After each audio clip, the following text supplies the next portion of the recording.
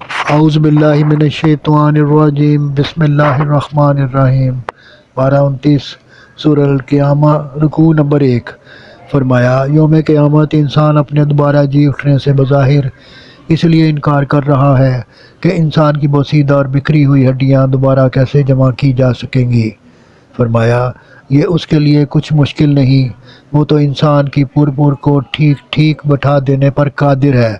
فرمایا کہ اصل بات یہ ہے کہ وہ یہ انکار کر کے اپنے فسق و فجور میں ڈوبا رہنا چاہتا ہے، مگر جب قیامت کے آثار ظاہر ہوں گے تو چلائے گا کہ اب کہاں جاؤں، کوئی جائے پناہ نہیں۔ فرمایا کہ اس دن اس کے اچھے برے اعمال اس پر واضح ہو جائیں گے۔ حقیقت یہ ہے کہ وہ لاکھ بہانے بنائے، اس کا ضمیر اس کی کرتوتوں کا خود ہی واقف ہے۔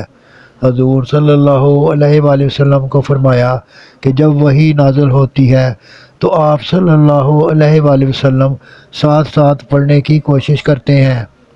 آپ صلی اللہ علیہ وآلہ وسلم یاد کرنے کی کوشش نہ کریں، صرف غور سے سنتے رہیں، اسے یاد کرنا، بعد میں ٹھیک ٹھیک پڑھوانا اور تفسیر و تشریح کرنا ہمارا کام ہے۔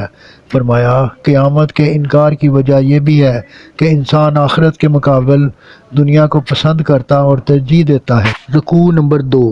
فرمایا، جنہوں نے زندگی کے آخری سانس تک کوئی نیک کام نہ کیا وہ یقیناً آج سزا کے مستحق ہیں۔ انہوں نے یہ بھی نہ سوچا کہ انہیں بے مقصد تو پیدا نہیں کیا گیا۔ فرمایا کہ انسان کو سوچنا چاہیے کہ اللہ نے نطفہ کی ایک بوند سے تجھے ہر طرح ٹھیک ٹھاک کر کے نیا کھڑا کیا اور اسی میں نر اور مادہ جوڑے بنائے، تو کیا یہ خدا مردوں کو زندہ نہیں کر سکتا؟ صدق اللہ العظیم۔ آپ سے گزارش ہے کہ چینل کو سبسکرائب کر دیں اور گھنٹی کے بٹن کو دبا دیں۔